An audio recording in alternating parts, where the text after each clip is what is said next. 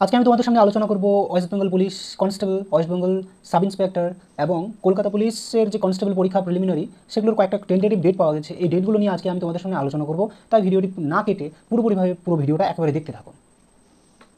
দেখো বন্ধুরা, কোনো একটা সোর্স থেকে পাওয়া গেছে কয়েকটা টেন্টেটিভ ডেট। সেই ডেটগুলো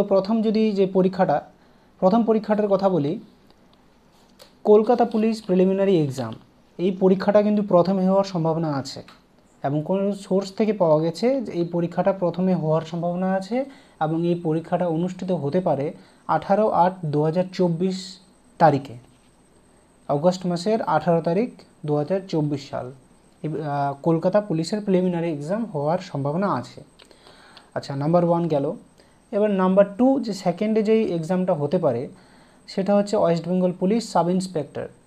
সেটার টেন্টেটিভ ডেট যেটা দেওয়া আছে সেটা হচ্ছে 15/9/2024, যে সেপ্টেম্বর মাসের 15 তারিখ 2024 সালে এই পরীক্ষাটা হতে পারে West Bengal police sub inspector.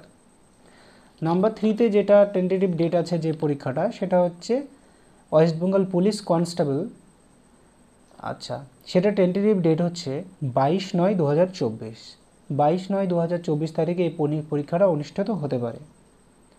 কিন্তু এই ডেটগুলো একদম শিওর না যে এই ডেটগুলোতেই পরীক্ষা হবে, এটা কিন্তু আগে তোমাদের আমি বিশেষ দ্রষ্টব্য করে বলে দিচ্ছি। এটা কিন্তু শিওর না যে এই ডেটেই পরীক্ষা হবে, কিন্তু যতদূর সম্ভব এই পরীক্ষা একদম এর কাছাকাছি পরীক্ষা হতে পারে, কিংবা এই ডেটগুলোও অনেকটা অ্যাকুরেট হতে পারে।